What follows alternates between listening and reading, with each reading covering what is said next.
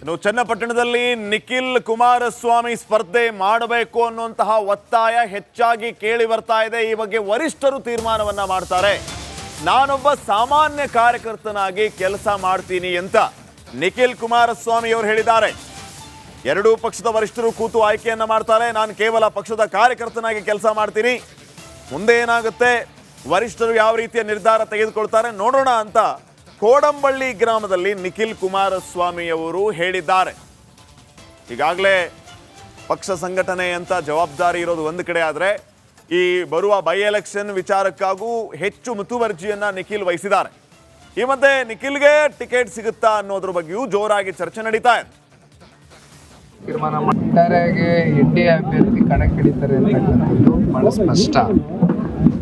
ಈಗ ಯಾರು ಕಣಕ್ಕಿಳಿಬೇಕು, ಯಾರು ಸೂಕ್ತವಾದಂಥ ಅಭ್ಯರ್ಥಿ ಚುನಾವಣೆಯನ್ನ ಸಮರ್ಥವಾಗಿ ಗೆಲ್ತಕ್ಕಂಥ ಕುದುರೆ ಯಾರು ಅಂತಕ್ಕಂಥದ್ದನ್ನ ನವದೆಹಲಿಯಲ್ಲಿ ಕೇಂದ್ರದ ನಾಯಕರುಗಳು ಕೂತು ತೀರ್ಮಾನ ಮಾಡಬೇಕು. ಎರಡೂ ಪಕ್ಷದ ರಾಜ್ಯ ಮಟ್ಟದ ನಾಯಕರುಗಳು ಕೂತು ಒಟ್ಟಾರೆಯಾಗಿ ಎನ್ಡಿಎ ಅಭ್ಯರ್ಥಿನ ಕಣಕ್ಕಿಳಿಸ್ತಾರೆ. ಅಂದ್ರೆ ಸರ್, ನಿಖಿಲ್ ಅವರ ನಡೆ ಏನಂದ್ರೆ ಎಲ್ಲರೂ ಕೂಡ ಒತ್ತಡ ಆಗ್ತಾ ಇರುವಂತದ್ದು ನಿಖಿಲ್ ಅವರೇ ಸ್ಪರ್ಧೆ ಮಾಡಬೇಕು ಅಂತೇಳಿ. ಹಾಗಾಗಿ ಸರ್, ನಾನು ಈಗಾಗಲೇ ರಾಜ್ಯಾದ್ಯಂತ ಪ್ರವಾಸ ಮಾಡ್ತಾ ಇದ್ದೇನೆ. 6 ಜಿಲ್ಲೆಗಳಿಗೆ ಪ್ರವಾಸವನ್ನು ಮುಕ್ತಾಯ ಮಾಡಿದ್ದೇನೆ. ಬಹಳ ಯಶಸ್ವಿಯಾಗಿ ಆಗಿದೆ ಪ್ರವಾಸ. ಮತ್ತು ಪ್ರತಿನಿತ್ಯ ನಮಗೆ ಪಕ್ಷದ ಒಬ್ಬ ಕಾರ್ಯಕರ್ತನಾಗಿ ಕಾರ್ಯಕರ್ತರ ನೋವುಗಳಿಗೆ ಸ್ಪಂದಿಸ್ತಕ್ಕಂಥ ಜವಾಬ್ದಾರಿ ಇದೆ. ಹಾಗಾಗಿ ಆ ಕೆಲಸದಲ್ಲಿ ನಾನು ಒಂದು ಸ್ವಲ್ಪ ಬ್ಯುಸಿ ಇದ್ದೇನೆ. ಬಹುಶಃ ಏನು ಶೀಘ್ರದಲ್ಲೇ ಡೇಟು ಚುನಾವಣೆಯ ದಿನಾಂಕ ಘೋಷಣೆ ಆಗ್ತಕ್ಕಂಥದ್ದು ನಾವೆಲ್ಲರೂ ಕೂಡ ನಮಗಿರ್ತಕ್ಕಂಥ ಮಾಹಿತಿ.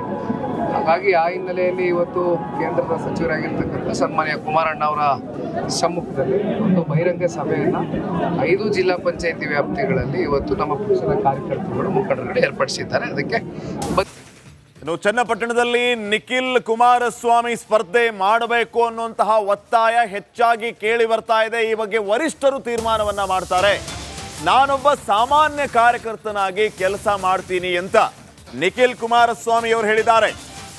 ಎರಡೂ ಪಕ್ಷದ ವರಿಷ್ಠರು ಕೂತು ಆಯ್ಕೆಯನ್ನ ಮಾಡ್ತಾರೆ. ನಾನು ಕೇವಲ ಪಕ್ಷದ ಕಾರ್ಯಕರ್ತನಾಗಿ ಕೆಲಸ ಮಾಡ್ತೀನಿ, ಮುಂದೆ ಏನಾಗುತ್ತೆ, ವರಿಷ್ಠರು ಯಾವ ರೀತಿಯ ನಿರ್ಧಾರ ತೆಗೆದುಕೊಳ್ತಾರೆ ನೋಡೋಣ ಅಂತ ಕೋಡಂಬಳ್ಳಿ ಗ್ರಾಮದಲ್ಲಿ ನಿಖಿಲ್ ಕುಮಾರಸ್ವಾಮಿ ಅವರು ಹೇಳಿದ್ದಾರೆ. ಈಗಾಗಲೇ ಪಕ್ಷ ಸಂಘಟನೆ ಅಂತ ಜವಾಬ್ದಾರಿ ಇರೋದು ಒಂದು ಕಡೆ ಆದರೆ, ಈ ಬರುವ ಬೈ ಎಲೆಕ್ಷನ್ ವಿಚಾರಕ್ಕಾಗೂ ಹೆಚ್ಚು ಮುತುವರ್ಜಿಯನ್ನ ನಿಖಿಲ್ ವಹಿಸಿದ್ದಾರೆ. ಈ ಮಧ್ಯೆ ನಿಖಿಲ್ಗೆ ಟಿಕೆಟ್ ಸಿಗುತ್ತಾ ಅನ್ನೋದ್ರ ಬಗ್ಗೆಯೂ ಜೋರಾಗಿ ಚರ್ಚೆ ನಡೀತಾ ಇದೆ. ತೀರ್ಮಾನ ಒಟ್ಟಾರೆಯಾಗಿ ಎನ್ಡಿಎ ಅಭ್ಯರ್ಥಿ ಕಣಕ್ಕಿಳಿತಾರೆ ಅಂತಕ್ಕಂಥದ್ದು ಬಹಳ ಸ್ಪಷ್ಟ. ಈಗ ಯಾರು ಕಣಕ್ಕಿಳಿಬೇಕು, ಯಾರು ಸೂಕ್ತವಾದಂಥ ಅಭ್ಯರ್ಥಿ ಚುನಾವಣೆಯನ್ನ ಸಮರ್ಥವಾಗಿ ಗೆಲ್ತಕ್ಕಂಥ ಕುದುರೆ ಯಾರು ಅಂತಕ್ಕಂಥದ್ದನ್ನ ನವದೆಹಲಿಯಲ್ಲಿ ಕೇಂದ್ರದ ನಾಯಕರುಗಳು ಕೂತು ತೀರ್ಮಾನ ಮಾಡಬೇಕು. ಎರಡೂ ಪಕ್ಷದ ರಾಜ್ಯ ಮಟ್ಟದ ನಾಯಕರುಗಳು ಕೂತು ಒಟ್ಟಾರೆಯಾಗಿ ಎನ್ಡಿಎ ಅಭ್ಯರ್ಥಿನ ಕಣಕ್ಕಿಳಿಸ್ತಾರೆ. ಅಂದ್ರೆ ಸರ್, ನಿಖಿಲ್ ಅವರ ನಡೆ ಏನಂದ್ರೆ ಎಲ್ಲರೂ ಕೂಡ ಒತ್ತಡ ಆಗ್ತಾ ಇರುವಂತದ್ದು ನಿಖಿಲ್ ಅವರೇ ಸ್ಪರ್ಧೆ ಮಾಡಬೇಕು ಅಂತೇಳಿ. ಹಾಗಾಗಿ ಸರ್, ನಾನು ಈಗಾಗಲೇ ರಾಜ್ಯಾದ್ಯಂತ ಪ್ರವಾಸ ಮಾಡ್ತಾ ಇದ್ದೇನೆ. 6 ಜಿಲ್ಲೆಗಳಿಗೆ ಪ್ರವಾಸವನ್ನು ಮುಕ್ತಾಯ ಮಾಡಿದ್ದೇನೆ. ಬಹಳ ಯಶಸ್ವಿಯಾಗಿ ಆಗಿದೆ ಪ್ರವಾಸ. ಮತ್ತು ಪ್ರತಿನಿತ್ಯ ನಮಗೆ ಪಕ್ಷದ ಒಬ್ಬ ಕಾರ್ಯಕರ್ತನಾಗಿ ಕಾರ್ಯಕರ್ತರ ನೋವುಗಳಿಗೆ ಸ್ಪಂದಿಸ್ತಕ್ಕಂಥ ಜವಾಬ್ದಾರಿ ಇದೆ. ಹಾಗಾಗಿ ಆ ಕೆಲಸದಲ್ಲಿ ನಾನು ಒಂದು ಸ್ವಲ್ಪ ಬ್ಯುಸಿ ಇದ್ದೇನೆ. ಬಹುಶಃ ಏನು ಶೀಘ್ರದಲ್ಲೇ ಡೇಟು ಚುನಾವಣೆಯ ದಿನಾಂಕ ಘೋಷಣೆ ಆಗ್ತಕ್ಕಂಥದ್ದು ನಾವೆಲ್ಲರೂ ಕೂಡ ನಮಗಿರ್ತಕ್ಕಂಥ ಮಾಹಿತಿ.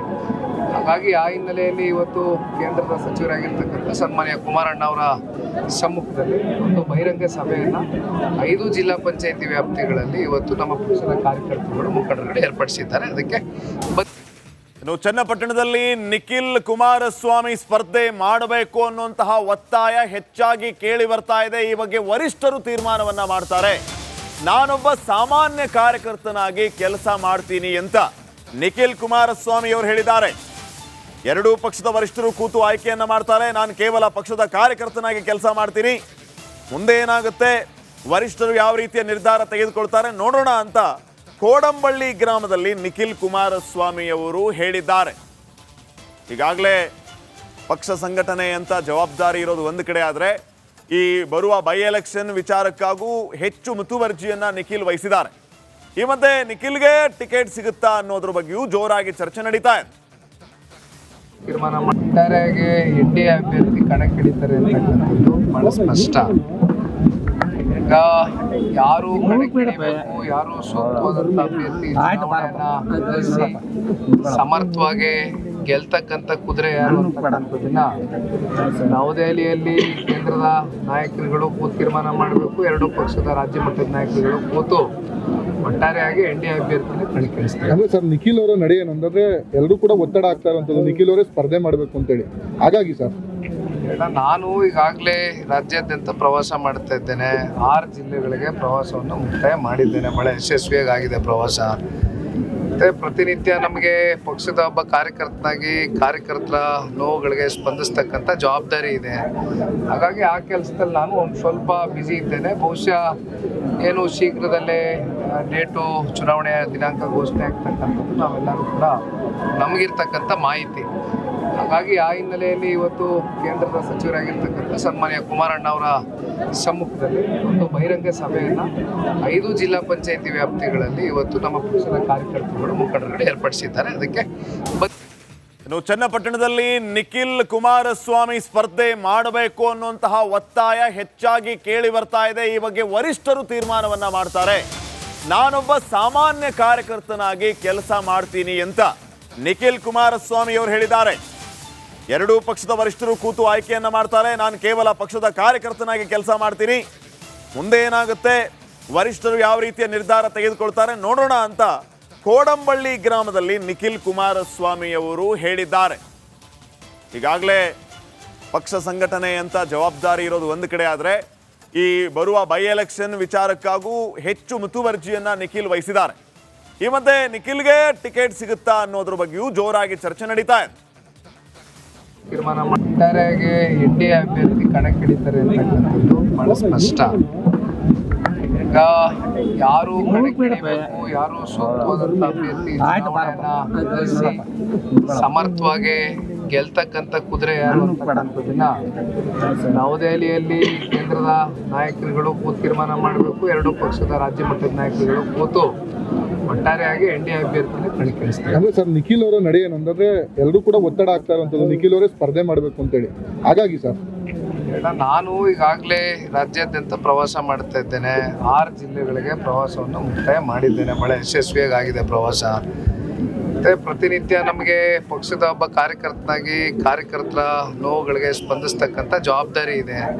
ಹಾಗಾಗಿ ಆ ಕೆಲಸದಲ್ಲಿ ನಾನು ಒಂದು ಸ್ವಲ್ಪ ಬ್ಯುಸಿ ಇದ್ದೇನೆ. ಬಹುಶಃ ಏನು ಶೀಘ್ರದಲ್ಲೇ ಡೇಟು ಚುನಾವಣೆಯ ದಿನಾಂಕ ಘೋಷಣೆ ಆಗ್ತಕ್ಕಂಥದ್ದು ನಾವೆಲ್ಲರೂ ಕೂಡ ನಮಗಿರ್ತಕ್ಕಂಥ ಮಾಹಿತಿ.